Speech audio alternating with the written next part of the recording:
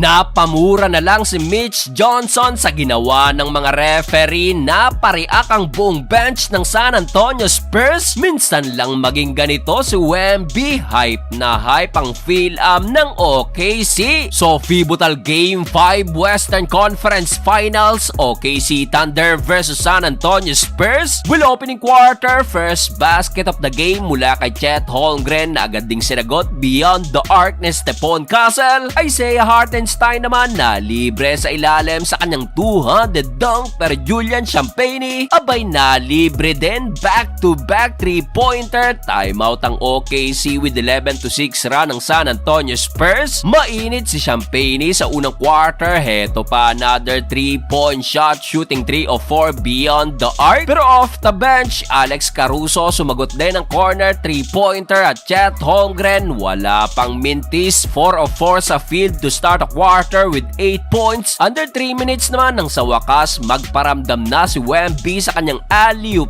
dunk kontra kay SGA. Speaking of SGA, maalat ang simula ng 2-time MVP, shooting 0 of 4 sa field. Wala nang isang minuto nang maitala ni Shai Gilgeous-Alexander ang kanyang nag-iisang basket. Pasok ang wing 3-pointer at na-foul pa si SGA ni Carter Bryant, 29-27. Umabante ng dalawang OKC Thunder. Second quarter, Isaiah Hartenstein favorite high looping teardrop kontra kay Wemby. Nasundan pa yan ng back-to-back 3-pointer mula kay Cason Wallace at Jalen Williams. Angas na angas si Williams, nagpabaon pa ng stare down for the second time sa Alien. First quarter pa lang, abay trip na ni Jalen Williams si Wemby, kung saan dito umabot agad ang lamang ng OKC sa double digit. Nabasag na lang yan sa layup na to ni Keldon Johnson. Butatapang inabot ni Holmgren sa play na to kay Victor Wembanyama. Dito still lockdown pa rin si SGA, di makaporma sa depensa ng Spurs. Nagresulta pa yan sa transition take foul. Halfway mark, Keldon Johnson mama move, literal na pinagpag si Holmgren, talsik sabay kasa ng 200 dunk. Hype na hype ang 6 man of the year. Baba na lang sa isang labang ng OKC, 44-45. Yun nga lang, this time abay gumalaw na si SGA. Step back jumper kontra kay Wemby, sabay na